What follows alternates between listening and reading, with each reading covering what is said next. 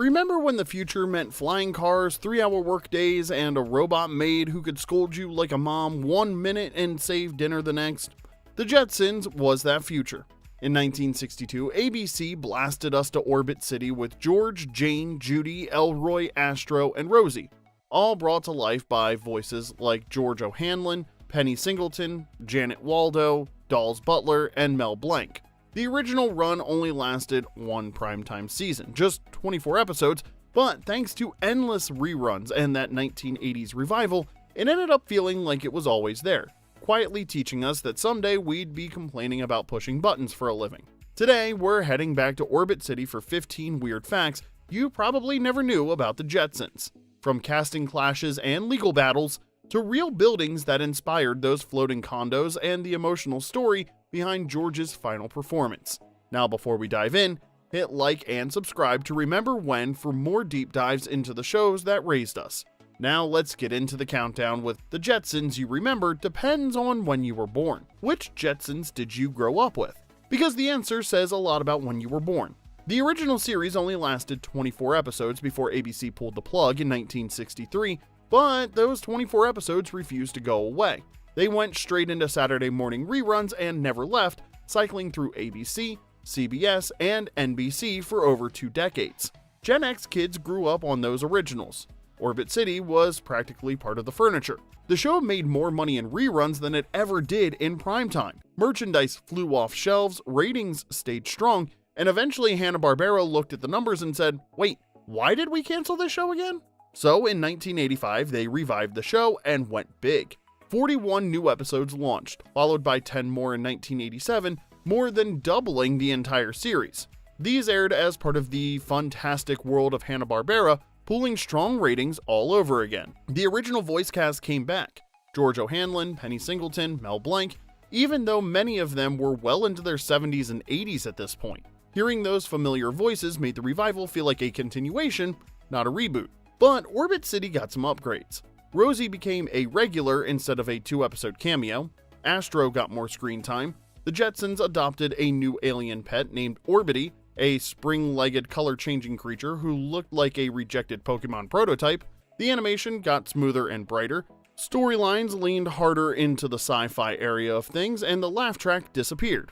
Oh, and the theme song got an 80s synth makeover. The revival was such a hit that it paved the way for Jetsons the movie in 1990. So if you're Gen X, you probably grew up with the pastel-toned originals. If you're a millennial, you probably grew up with the neon bright revival and Orbity bouncing off the walls. Either way, you grew up in Orbit City, just a different version of it.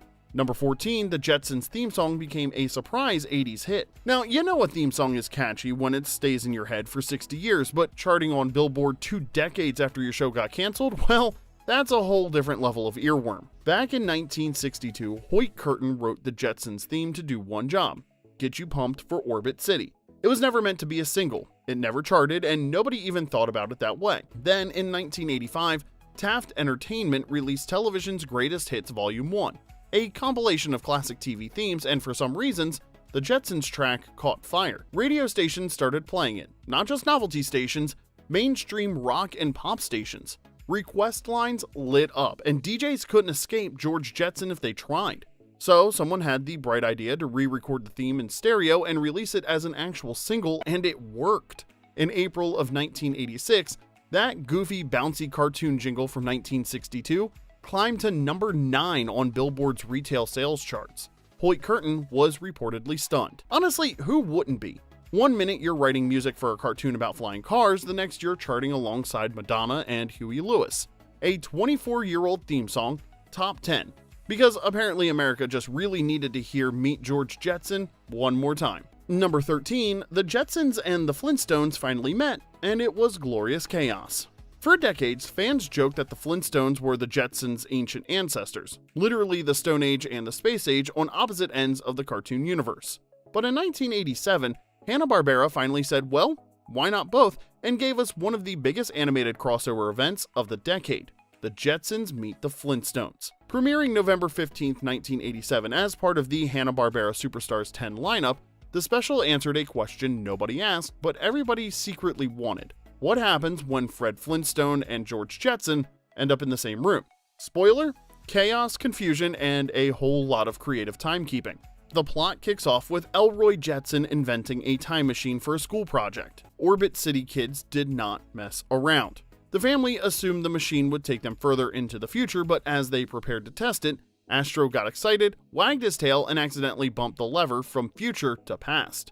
One malfunction later, the Jetsons crash-landed just outside Bedrock, where they were found by Fred Flintstone and Barney Rubble, who happened to be on a camping trip after both getting fired from their jobs. But a glitch brought the Flintstones and Rubbles forward to Orbit City 2, giving us the best fish-out-of-water comedy you could ask for. Almost the entire original cast returned as well. Penny Singleton, George O'Hanlon, Gene Vanderpyle, Henry Corden, and yes, Mel Blanc himself was there as Barney Rubble and Astro. The special cemented something fans had joked about for years, that these two families really did live in the same universe, just separated by a couple million years and a very confused time machine.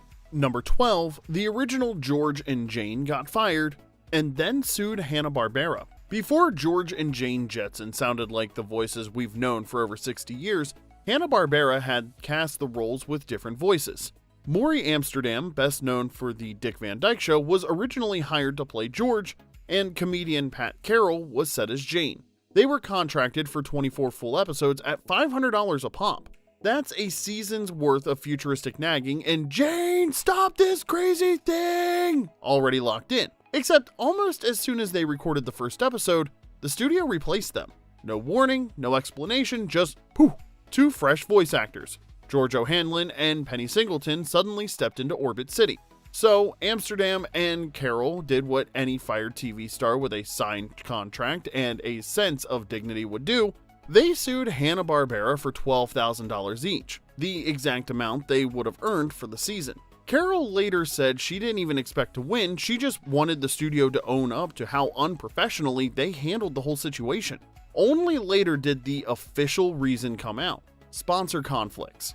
Amsterdam was a regular on the Dick Van Dyke Show, Carroll was on the Danny Thomas Show, and advertisers apparently didn't want their futuristic cartoon parents moonlighting on other network sitcoms. So the studio decided it was easier to fire the actors than to deal with cranky sponsors. Amsterdam and Carroll didn't win the lawsuit, but they did make history, because this became one of the earliest and most notable contract disputes in TV animation. Number 11, the Jetsons were doomed from the start. Now, you'd think a show about flying cars and push-button everything would have cruised into ratings heaven, but no. The Jetsons got grounded after one season, and there were two big reasons staring ABC right in the face. When ABC launched the Jetsons in 1962, they hyped it as a technological milestone. The network's first ever series broadcast entirely in color. Hanna-Barbera built this futuristic world to pop. Neon cities, shimmering skies, and cartoon gadgets that looked like they were designed by a mid-century interior decorator on 6 cups of coffee. There was just one tiny problem. Less than 3% of American households owned a color TV, meaning ABC had unveiled a full-color space-age spectacle to an audience still watching Earth in black and white. Instead of Orbit City gleaming like Tomorrowland, most viewers at home saw something critics called flat and less engaging. The future looked kind of gray. But here's the other problem, and it might have been the bigger one. ABC scheduled the Jetsons on Sunday nights at 7:30 p.m., putting it directly against two of the most dominant shows on television. Over on NBC, Walt Disney's Wonderful World of Color, an established family favorite that had just moved to NBC and was already a top 25 hit. The color in the title wasn't an accident. NBC was owned by RCA, the company selling color televisions, so they pushed their color programming hard. Disney delivered visually stunning content, and families tuned in religiously. Then over on CBS, you had Dennis the Menace, a top 20 sitcom sandwiched between Lassie and The Ed Sullivan Show. That's a murderer's row of lead-in and lead-out programming. So the Jetsons, a brand new animated experiment on ABC, was competing against Disney's visual spectacle and a beloved sitcom propped up by two of the biggest shows in America. If they'd waited just a decade and picked a different night, George and Jane might have run for 20 seasons and never had to sit in traffic again. Number 10, the real buildings that made Orbit City possible. For decades, everyone assumed the Jetsons was a dazzling vision of the 21st century. Flying cars, floating condos, robot maids, the whole retro future package. But here's the twist. Hanna-Barbera's animators didn't look forward to Imagine Orbit City. They just looked outside. Because in 1962, Hollywood was already living in a future of its own, Gougie architecture. And if that term doesn't ring a bell, trust us, you've absolutely seen it. Boomerang shapes, saucer roofs, angles so dramatic they look like they might cut you. Gougie architecture, sometimes called populux, was everywhere in mid-century Los Angeles. That's exactly what it looks like. That's what it was designed to look like, a flying saucer with its legs extended out onto the ground. It was built in 1961, so kind of right at the dawn of the space age, and everybody kind of had a big imagination. It was designed to scream, "The future!" to every driver stuck on the boulevard. Steel, glass, starburst, swooping lines, it was architecture that fully believed we'd be lounging on Mars by 1985. And the animators at Hanna-Barbera, well, their studio was surrounded by this stuff, so naturally, Orbit City ended up looking like a highlight reel of LA's greatest hits. The LAX theme building, that giant white flying saucer thing at the airport, that's basically every corporate building in Orbit City. The Chemosphere, a circular house perched on one skinny pole in the Hollywood Hills, Orbit City's entire housing market says hello. Half the diners and coffee shops in Los Angeles were all neon, all angles, and all ready for aliens to drop in for pie. And then there was Disneyland's Tomorrowland, a theme park that genuinely believed moving sidewalks would save humanity. Put all that together and you get the Jetsons look. Not so much a prophecy as a love letter to the era's wildest architectural fantasies. The influence became so widespread that the architectural term Gougie got overshadowed. Today, people just call it Jetson style or Jetsonian. Imagine being an entire architectural movement and getting overshadowed by a guy who complains about his 3-hour workday. Number 9, Jetsons the movie, fired Judy Jetson. By the late 1980s, the Jetsons were hotter than ever. Reruns were everywhere, the revival series had exploded in popularity, and Universal Pictures saw an opportunity: bring Orbit City to the big screen. So in 1990, Jetsons the movie blasted into theaters, designed to cash in on nostalgia and launch the franchise into a whole new era. Except, that's not what happened. The plot centers on George getting promoted to senior vice president of Spacely Sprocket's new mining colony on an asteroid. The whole family, Jane, Judy, Elroy, Astro, and Rosie, gets uprooted from Orbit City, and none of them are happy about it. Once there, George discovers the factory is being sabotaged and 4 previous executives have mysteriously disappeared. The culprits? A peaceful species of ground-dwelling aliens called the Grungies, whose home are being destroyed by the mining operations. It was the Jetsons with an environmental message, and critics noticed. Some praised the film for tackling corporate ethics and sustainability, but others found it preachy. However, the real drama happened behind the scenes. Janet Waldo, who had voiced Judy Jetson since 1962, recorded all of her dialogue for the film. Then, Universal made a last-minute decision to replace her with teen pop star Tiffany, hoping to attract younger audiences and cash in on her music career. Waldo's performance was thrown out entirely. The decision was so controversial that voice director Andrea Romano asked to have her name removed from the film's credits in protest. The film had a modest $8 million budget, but Universal spent a massive $12 million on marketing. It earned $20.3 million at the box office. Technically, it was profitable, but far short of the blockbuster that they were hoping for. But here's where the story takes a turn.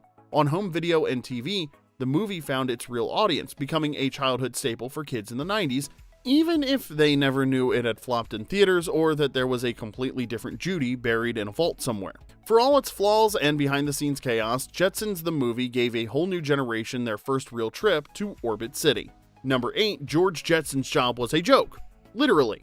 One of the longest-running mysteries in the Jetsons isn't how flying cars work or why nobody falls off those floating sidewalks, it's what exactly George Jetson does for a living. And the answer is pretty much nothing by design.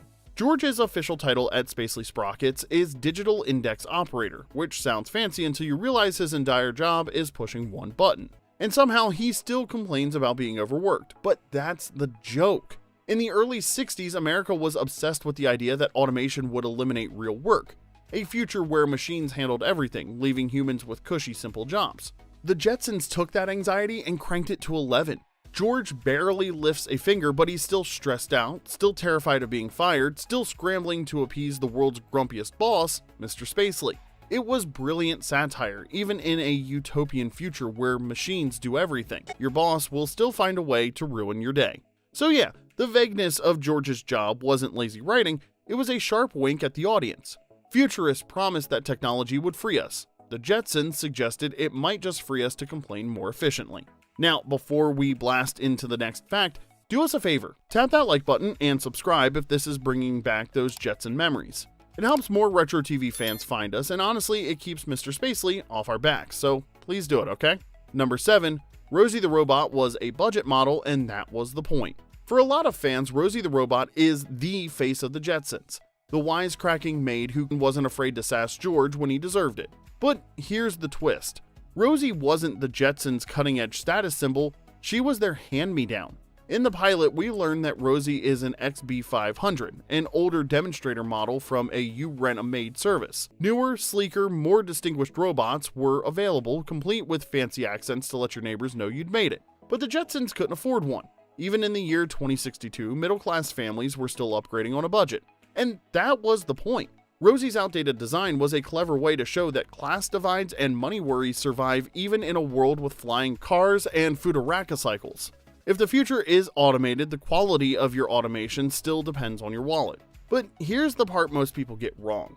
Even though Rosie is burned into everyone's memory thanks to the opening credits, she actually appears in only 2 episodes of the original 1960s run. 2! That's it. If you blink, you're gonna miss her. So why does she feel like a main character? Well, because when the show was revived in the 1980s, Rosie suddenly became a regular, popping up all the time, delivering punchlines, solving household crises, and cementing her place in Jetsons lore. The revival is where she transformed from a lovable one-off into a true fan favorite. Her obsolescence became part of the joke, part of her charm, and part of her relationship with the Jetson family.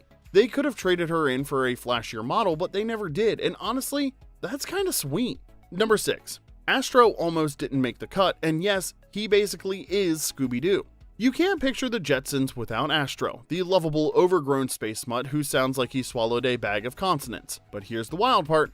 Astro wasn't always a guaranteed member of the family, and he sounds suspiciously like another famous Hanna-Barbera dog for a reason. That reason is Don Messick, the legendary voice actor behind both Astro and Scooby-Doo, and Messick reused the voice.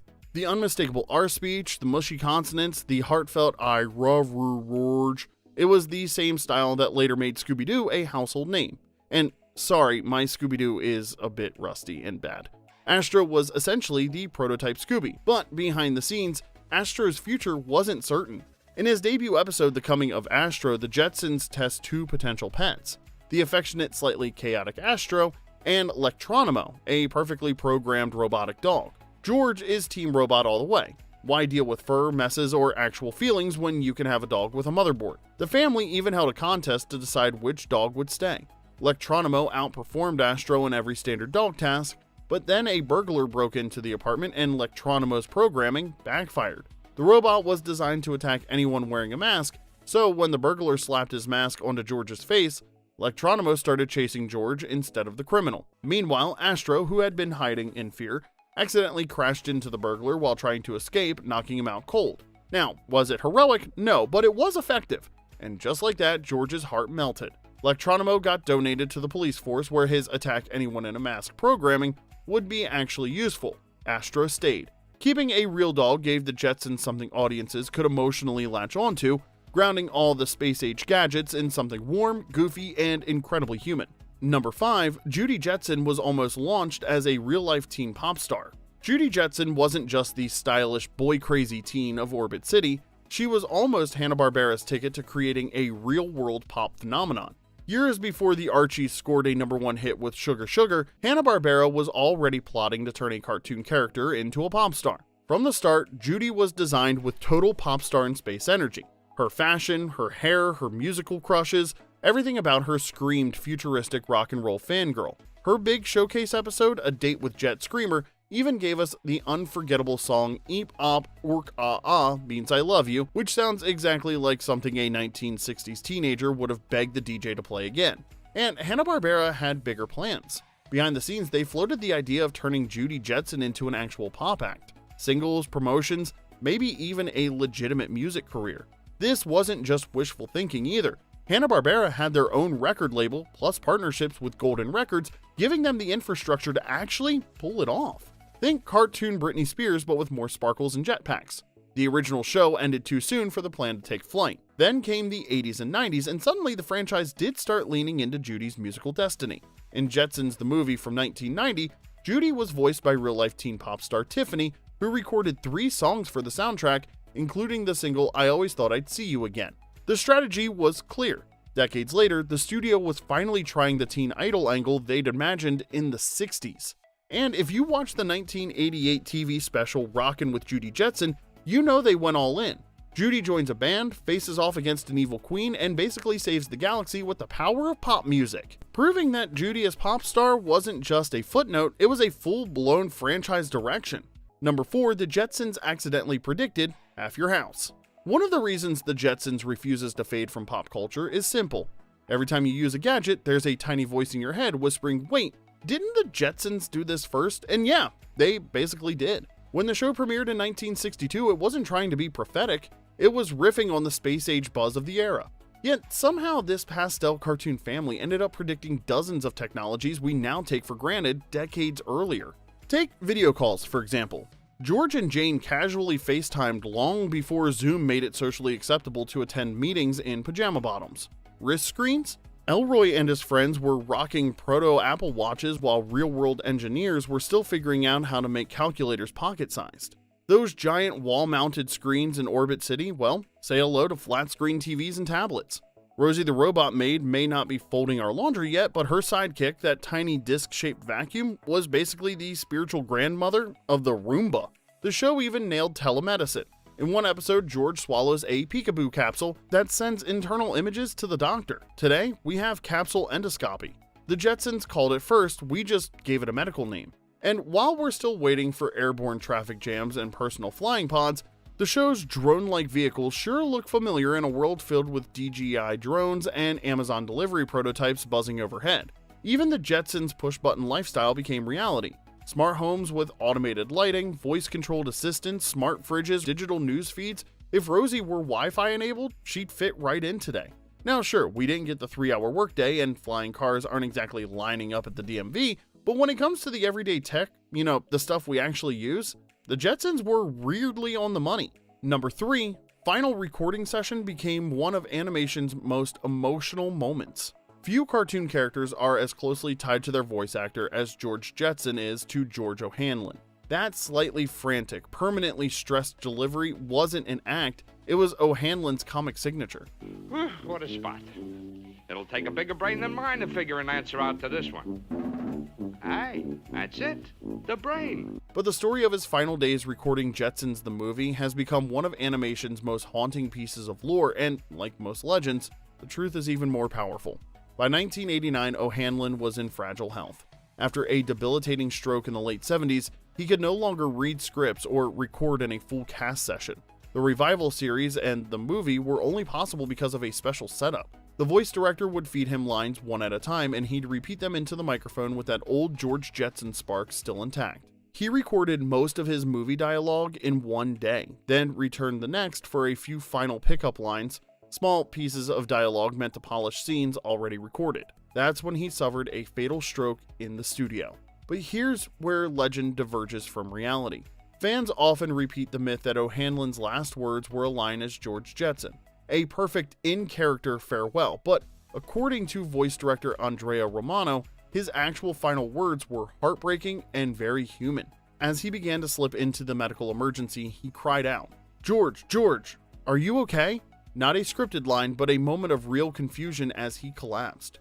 After his death, Hanna-Barbera faced a difficult task. A handful of lines still remained, so voice actor Jeff Bergman stepped in to complete George's dialogue, and also filled in for Mel Blanc, who died during production as well. The movie was ultimately dedicated to both O'Hanlon and Blanc, and in one of the sweetest tributes ever put in a credit roll, the film ends with Astro softly saying, "I love you, George." That moment, not the myth, is the real emotional curtain call. A final goodbye from Astro to the man who brought Orbit City's most beleaguered dad to life. Number 2, George Jetson never used that treadmill dog walker. Now, if you remember one thing about the Jetsons, it's probably George Jetson frantically spinning on that out-of-control treadmill. It's the most famous moment in the entire franchise. It's been spoofed everywhere from Animaniacs to Family Guy, but here's the twist. That scene never happens in a single Jetsons episode. Here's what actually happens in the closing credits. George is outside the apartment building walking Astro on a futuristic dog walking treadmill. Everything's fine until Astro spots a cat. The dog takes off, the treadmill goes haywire, and suddenly George is stuck spinning around like a rotisserie chicken in space. Meanwhile, Astro and the cat just sit there watching him flail. That's the gag, and it only ever existed in the credits. Inside actual episodes, George never uses that treadmill. Number 1, the Jetsons was basically Blondie in space. The show's biggest influence wasn't science fiction, it was a 1930s comic strip. Yes, that Blondie, the comic strip, the 28-film live-action series, the long-running radio show, and the no-nonsense sitcom wife America grew up with. From the very beginning, Hanna-Barbera built the Jetsons as a futuristic riff on the wildly successful Blondie franchise. The domestic formula was almost identical: a sweet but bumbling husband, a smart and more capable wife, and a cranky, perpetually yelling boss. Dagwood became George, Blondie became Jane, Mr. Dithers became Mr. Spacely. And then Hanna-Barbera made the most direct connection of all. They cast Penny Singleton, Blondie herself, as Jane Jetson. Singleton had been the definitive American housewife for over a decade in films and radio.